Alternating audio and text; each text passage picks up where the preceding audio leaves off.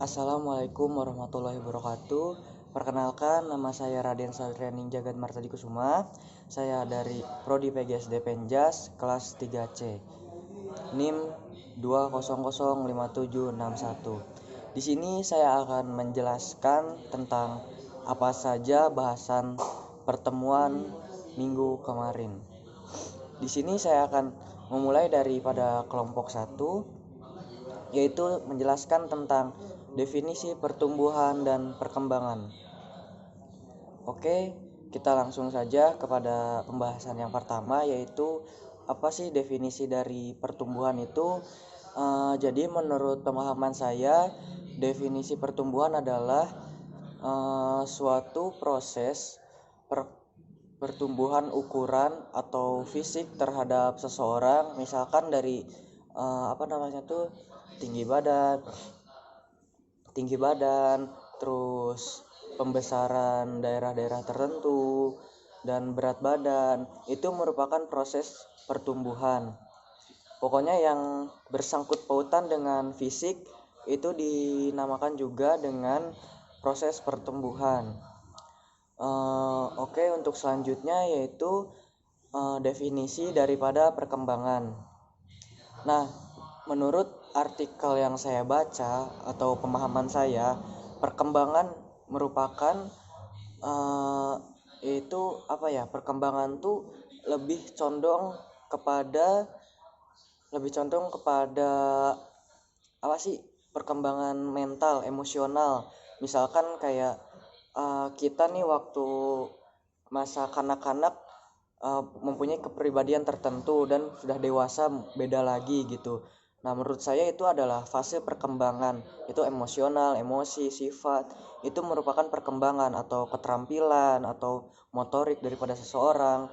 Itu masuk terhadap fase perkembangan. Jadi menurut saya pertumbuhan adalah mendefinisikan proses peningkatan menuju kedewasaan.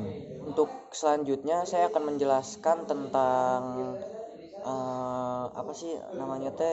proses-proses atau fase-fase menuju kedewasaan. Nah, saya di sini akan memulai dari fase dalam kandungan yang dimulai dari masa pembuahan antara ibu dan ayah. Nah, di situ kita akan dikandung selama kurang lebih 280 hari dan akan diberi suplai gizi daripada ibu tersebut. Setelah melahirkan, kita akan masuki fase atau masa lahir. Yang di sini biasanya fase lahir itu berlangsung sekitar 15 hari atau kurang lebih 12 sampai 15 hari. Untuk selanjutnya yaitu masa bayi. Masa bayi ini berlangsung ketika kita berumur 2 minggu sampai yang selanjutnya yaitu masa bayi. Masa bayi ini berlangsung ketika kita berumur 2 minggu sampai 2 tahun. Di masa-masa ini kita masih rentan terhadap sesuatu, masih sangat butuh yang namanya tuh bimbingan daripada orang tua. Bukan bimbingan, maksudnya tuh rangkulan atau penjagaan ketat daripada orang tua, karena masa-masa ini tuh sangat rawan bagi bayi itu sendiri. Untuk selanjutnya yaitu masa balita. Masa balita disebut masa balita yaitu kisaran umur di bawah 5 tahun.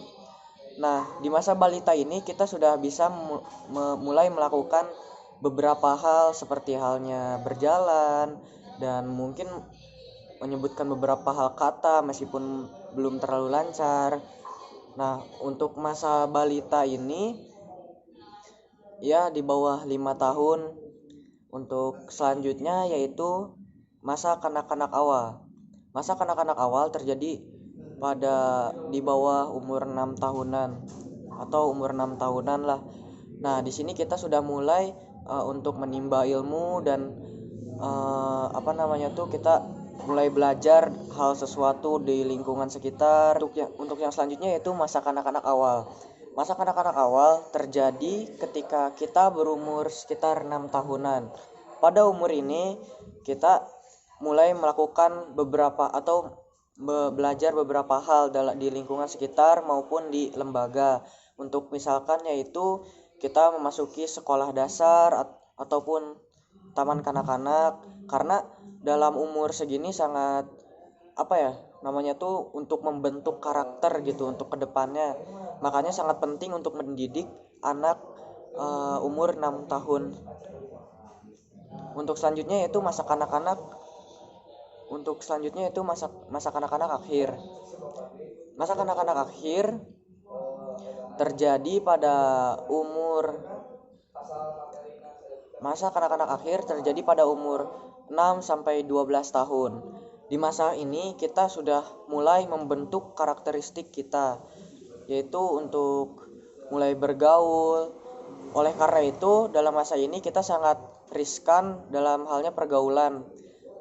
Perlu dijaga juga anak umur segini, perlu pengawalan ketat dan bimbingan daripada orang tua. Selanjutnya yaitu masa pubertas.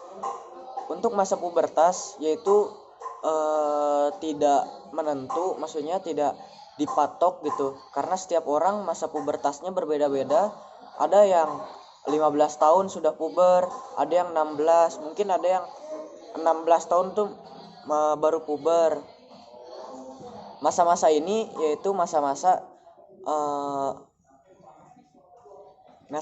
subur lah bagi wanita, ditandai dengan menstruasi, atau bagi pria biasanya ditandai dengan adanya mimpi basah, dan ada beberapa tanda-tanda yang lainnya.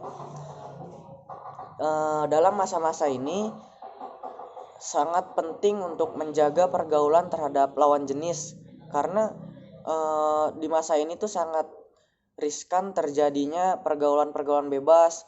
Menurut saya pribadi, dalam masa-masa ini tuh sex education sangat penting bagi anak umur segini. Soalnya kenapa ya, di kita tuh sex edukasi sangat tabu bagi kita, padahal menurut saya itu penting bagi pertumbuhan bagi anak yang sedang mengalami masa puber. Seperti contohnya kita mengajari anak di puber tentang private partnya dia gitu, tentang ini private part kamu, hanya kamu yang boleh melihatnya, bahkan orang tua tidak boleh melihatnya lagi setelah kita dewasa.